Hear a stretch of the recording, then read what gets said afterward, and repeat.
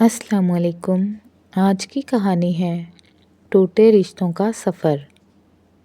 پرانی حویلی کے بڑے در و دیوار صدیوں کی کہانیاں سناتے تھے۔ لاہور کے قریب یہ حویلی ملک حارث کی ملکیت تھی۔ ملک حارث ایک سخت گیر اور خوددار شخص تھا، جس کے 2 بیٹے احمد اور فراز اور ایک بیٹی عالیہ تھی۔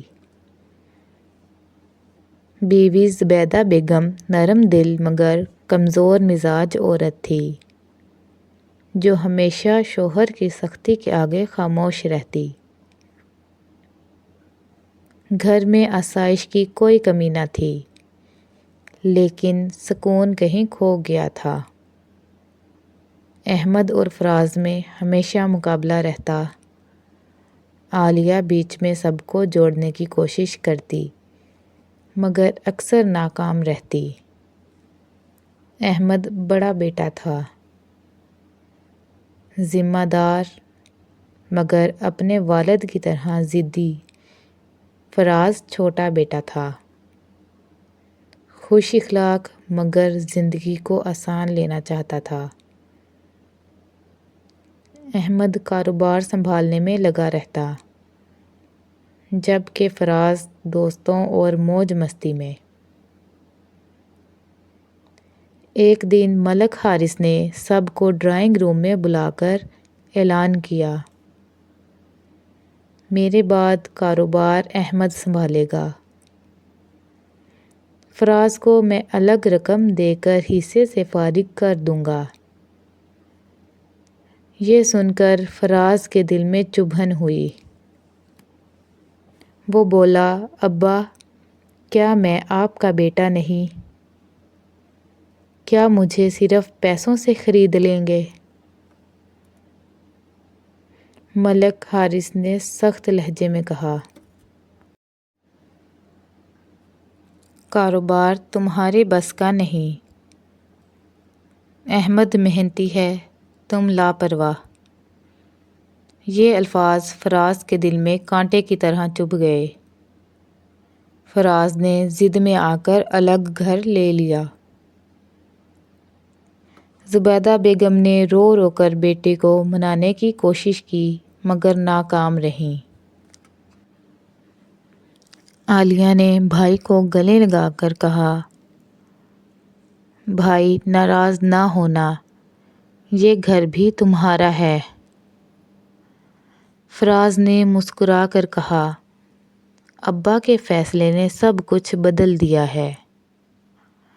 وقت گزرتا گیا، احمد نے شادی کر لی۔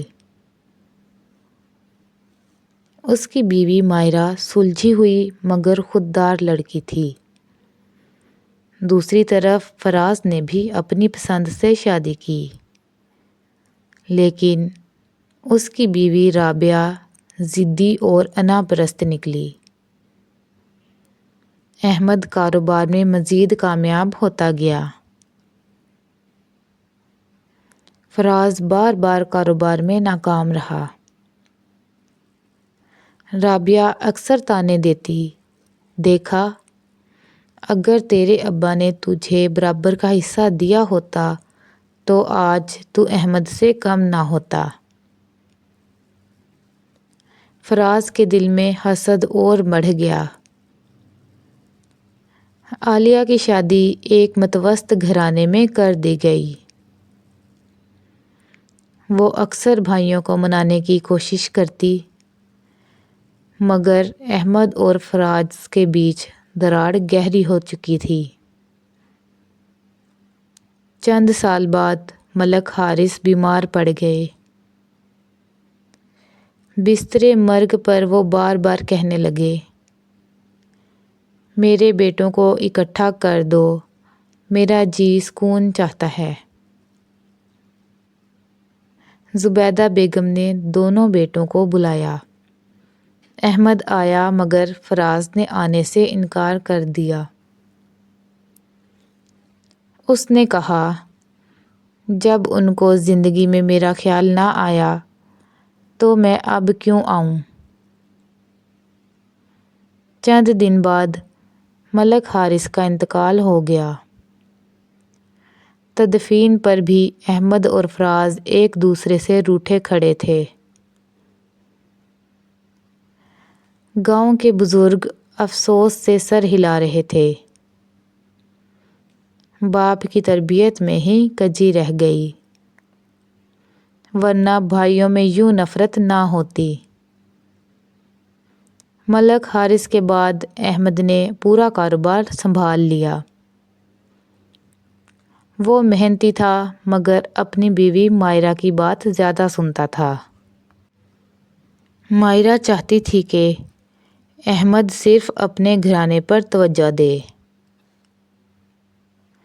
ادھر فراز کا حال برا تھا۔ رابعہ کے مطالبے بڑھتے گئے۔ ایک دن اس نے کہا، میں تنگ آ گئی ہوں۔ تیرے بھائی کے پاس دولت کے انبار ہیں اور ہم ترس ترس کے جیتے ہیں۔ جا حق مانگ کر لا۔ فراز مجبور ہو کر احمد کے پاس گیا۔ بھائی مجھے کاروبار میں حصہ دے دو۔ احمد نے سختی سے کہا، ابا کا فیصلہ سب کے سامنے ہے۔ حصہ پہلے ہی مل گیا تھا، باقی میرا ہے۔ یہ سن کر فراز کا خون کھول گیا۔ اس نے کہا، یاد رکھنا احمد، ایک دن یہ غرور تمہیں لے ڈوبے گا۔ وقت گزرتا گیا۔ احمد کے بیٹے علی اور فراز کی بیٹی ہنا بڑی ہو گئیں۔ علی پڑھائی میں اچھا مگر ضدی تھا، جبکہ ہنا نرم دل اور سمجھدار۔ تقدیر نے ایک نیا کھیل کھیلا۔ علی اور ہنا ایک دوسرے کو پسند کرنے لگے۔ جب احمد کو پتہ چلا تو وہ آگ بگولا ہو گیا۔ میرا بیٹا اس گھرانے میں شادی کرے؟ کبھی نہیں۔ زبیدہ بیگم اور عالیہ نے بہت سمجھایا مگر احمد نہ مانا۔ فراز نے کہا، میں اپنی بیٹی کی عزت کسی کے غرور کی بھینٹ نہیں چڑھاؤں گا۔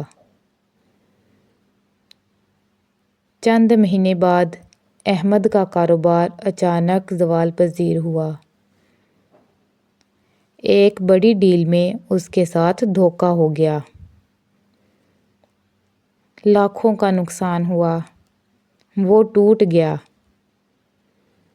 انہی دنوں علی اپنے والد کے خلاف کھڑا ہو گیا اور کہا،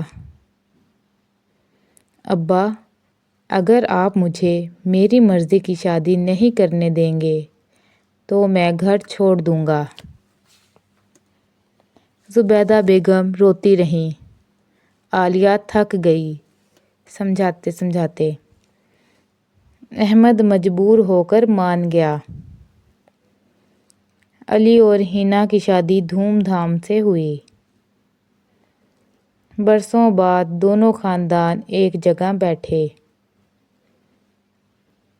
احمد اور فراز نے ایک دوسرے کو گلے لگایا۔ احمد کی آنکھوں سے آنسو بہہ نکلے۔ بھائی کاش ابا کی زندگی میں ہم ایک ہو جاتے۔ فراز بھی رو پڑا۔ کاش ہم نے ضد کو محبت پر غالب نہ آنے دیا ہوتا۔ زبیدہ بیگم نے آسمان کی طرف دیکھ کر کہا، یہی سکون تھا جس کی تمنا تمہارے ابا نے کی تھی۔ یہ کہانی ہمیں سکھاتی ہے کہ رشتوں میں ضد اور انا آ جائے تو خاندان بکھر جاتے ہیں۔ دولت اور وراثت وقتی چیز ہے، اصل دولت محبت اور اتفاق ہے۔ شکریہ۔